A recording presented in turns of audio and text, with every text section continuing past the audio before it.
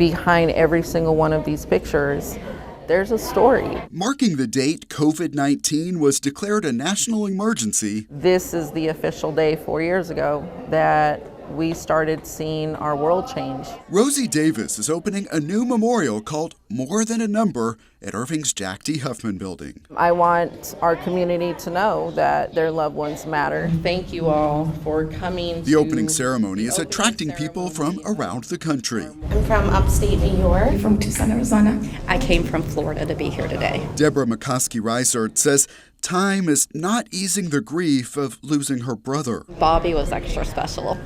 He was intellectually disabled, so even though he was 55, he was a big kid. He was a Salvation Army bell ringer. That was his favorite passion. I reached out to my mom and I begged her to fix my broken heart.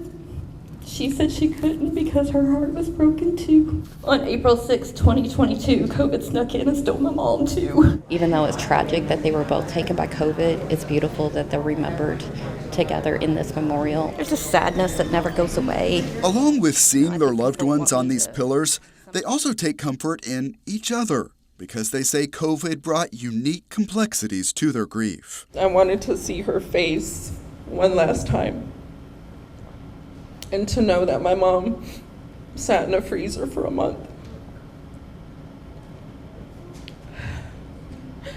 That is what fueled me to start Yellow Heart Memorial, because I knew there were other people out there just like me. Some of your stories are worse than mine. I wanted to make sure that my mom had a face and a name. I didn't get to be with my dad. I had COVID. I accidentally brought it home. I was my dad's caregiver, and had I known, that's my biggest thing. A very cruel, cruel virus that a lot of people today mock and still make fun of. While there are always a lot of tears, keeping memories alive can bring smiles. As hard as it is to get up here, and I said I would not do it, he would have said, "Why did you not get up and talk about me?" He would have been. This exhibit will be at the Irving Archives and Museum through April 7th. But even after it goes, this facility will continue to play a role.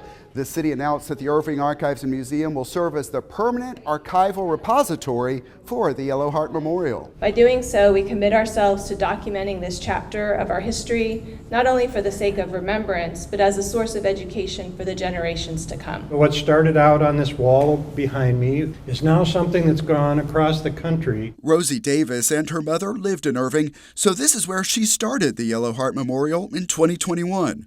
This simple beginning led to permanent memorials and big events nationwide.